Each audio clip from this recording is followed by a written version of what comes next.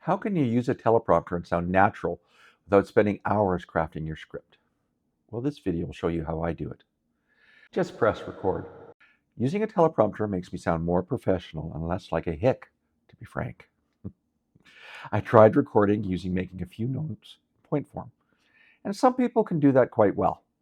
I'm not one of them. For a video, I like to rehearse somewhere between 1 and 3 times and then make the final version with the teleprompter. Using the teleprompter, though, has a few challenges. One is you have to learn how to speak naturally while reading the teleprompter. And two, writing a script can take hours, especially if you want it to sound naturally. And this is because most people write differently than they speak. And then when you read the script, it sounds stilted and not natural.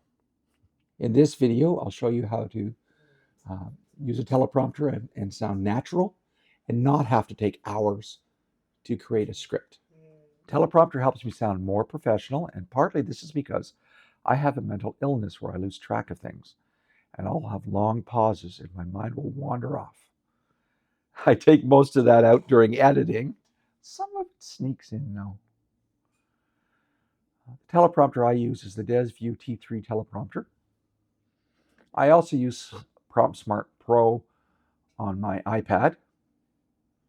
I have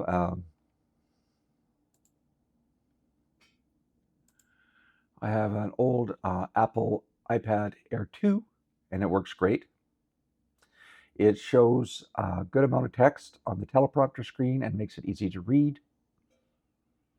And here's my approach on how I do this.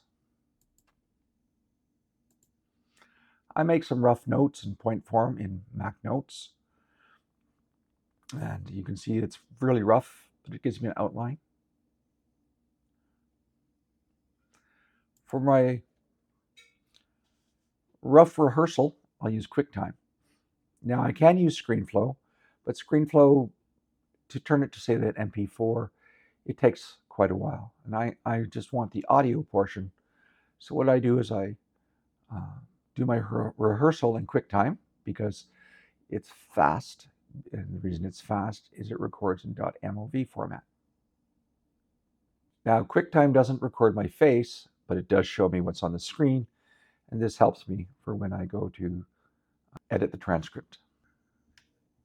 Then I go to turboscribe.ai and I upload the video. Now, turboscribe.ai allows you to try it out for free. It says 3 free transcripts daily. I believe these can be up to half an hour. I think each, but I'm not sure. And you have to sign in with an email address. Now, the reason I'm puzzled is it used to be 3 that I could record. Then some days it's 1, some days it's 2. Today was a day where it was 2. I don't know if it's a half an hour total or if it's, or what it is. But you can try it for free, and it's a very good product. And now I'm going to log in. So I'm going to sign up with an email address. So now I'm logged in, and I'm going to click on Transcribe Files. And now I'm going to blur my face just because. Okay. The different file types it allows are shown here. If your file is above 5 gigabytes, it'll tell you. In that case, you'd have to convert it to an audio file. If you use the wrong file type, it will tell you. And during one of the rehearsals for this, I forgot to turn on the microphone, so there was no audio track, and it will tell you that too. All right. And so now I'll just move it over here. It's a .mov file.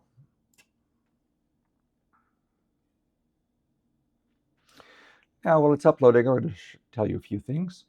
You can select your audio language. I use English.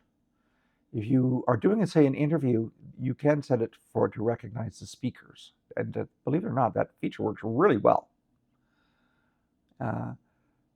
These are speed versus accuracy, and I strongly recommend you pick Whale. Whale is the most accurate, and I found it, at worst, only makes minor mistakes. Sometimes it'll take, when I say AI, it'll say EA. The free version does put some text at the beginning and the end of the script. You can easily take that out. If you have the unlimited plan, you don't have that. The unlimited plan is not expensive, and it's very good. With the unlimited plan, you can go beyond half-hour videos, for example.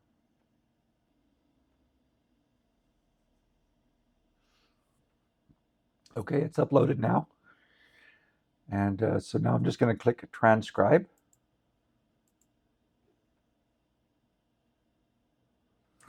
And here we see it spinning. It's going to spin for a while, and then it will turn to percentages, and then it'll become a check mark in a green circle.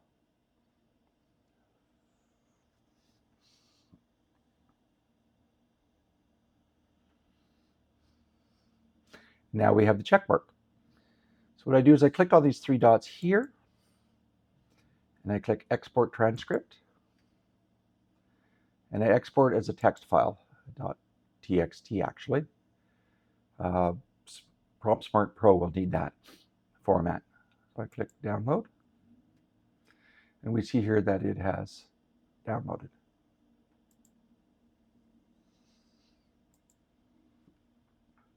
Now here's the original text. The free version has this at the beginning and the end, so you can just take that out during editing. The unlimited plan doesn't put that in there. So if you go here, you'll see I ramble quite a bit. And then I edit the file, and you'll see it's a lot neater. I edit the text file, and then I fix my mistakes. So I remove filler words like ums and ahs, and so I remove where I ramble and stumble, and I try to make it professional, orderly, coherent. And I put in things that I forgot, all that kind of thing. Inside my text, I put in parentheses instructions that I'm to follow. For example, here I'm to show the teleprompter, PromptSmart Pro, and an iPad. Then once the text file is finished, I save it as a .txt file because PromptSmart Pro likes .txt files. Then I load it into my PromptSmart Pro, and I shoot what will likely be the final video, which then gets edited, of course. Now, the advantage of PromptSmart Pro is it scrolls with my voice. It knows if I'm reading the words, and if I am, it scrolls up at the pace that I speak.